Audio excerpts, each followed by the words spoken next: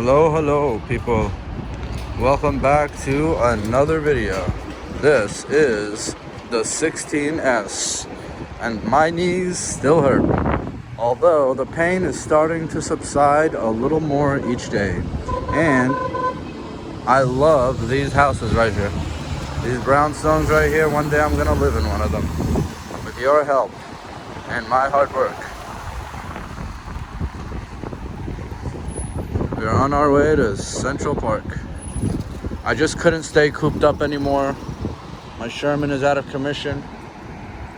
I usually love to go on the Sherman for a ride, but there's no Sherman available. But I do have the 16S, and I am venturing out. I can still do a lap on the 16S, right? You know, it's not so much about the speed and the thrill and the adrenaline always.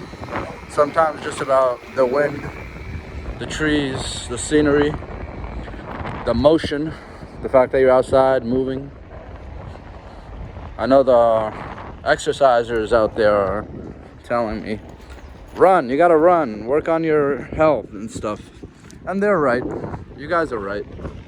But that is not an option for me right now. I can barely walk.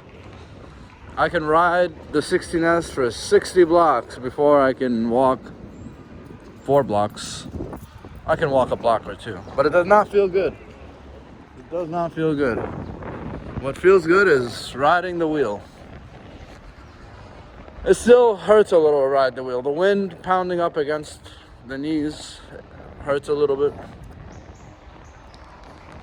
I feel like I lose a couple subscribers every time I put up the knee injury videos, so I get it. I'll keep my bloody, gory images to myself. I won't bore you guys with any of those. I didn't know you felt so strongly. I mean, they do have views, but not a lot. Maybe double-digit views max. So whoever it is out there that is enjoying them, sorry. Thanks for watching though. But I'm gonna put down the camera on the injury videos for now. So we'll keep this channel like all the other videos on the channel, which are just riding videos, either aimed at me or the wheel or the road ahead. Movement. That's what I noticed about this channel. It's all about motion and movement. If it's anything other than motion and movement, then hey, where am I? I've entered the forbidden pocket. There's no way into the park from here. Well, I'm headed over to the Sacred Bench. I don't know if it's called the Sacred Bench. I call it that sometimes. Sometimes I call it the Ancient Bench. So if you're tuning in, this is Journey to the Great Bench. I'm gonna go hang out there for a bit, meditate, stretch, look around, enjoy the sound of the birds, the fresh air. And then if I can complete a whole lap, I'll do so. If not, then I will, excuse me, pardon me, thank you, excuse me. What's up, pup? If I can complete a lap there, I will. If I cannot,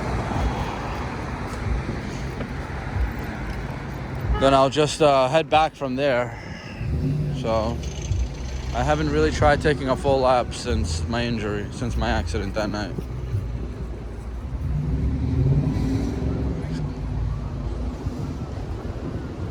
Having a near fatal accident that night, almost a week ago from today, I want to say it changed my life. I want to say it changed my perspective, but it really just reinforced what I already knew, which is that I'm partaking in a very dangerous sport, a very dangerous activity, electric unicycling. And I undermined it. I undermined its power.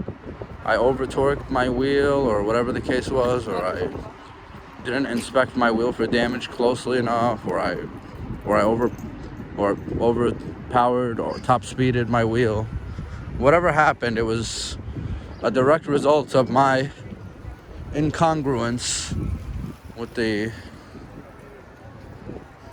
with the level of care you're supposed to display when you're wheeling.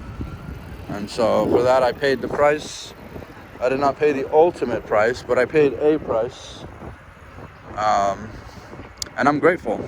I'm grateful for the lesson. I'm grateful for everything in my life. And I'm just gonna keep on trucking.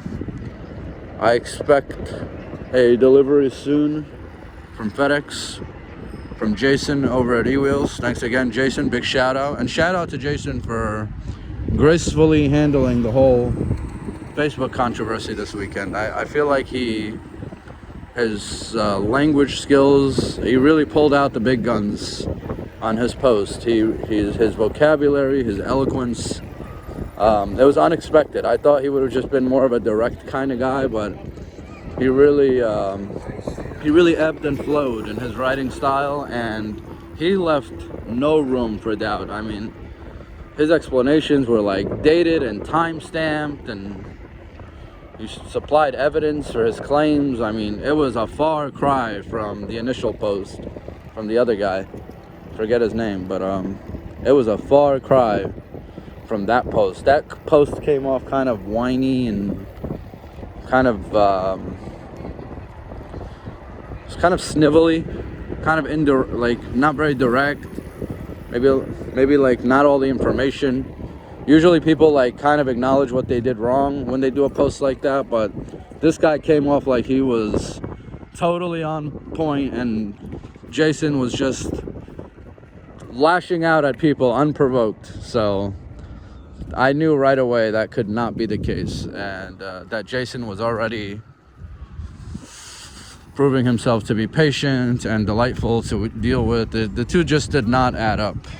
Anyway, folks, I'll see you soon. Have a great day.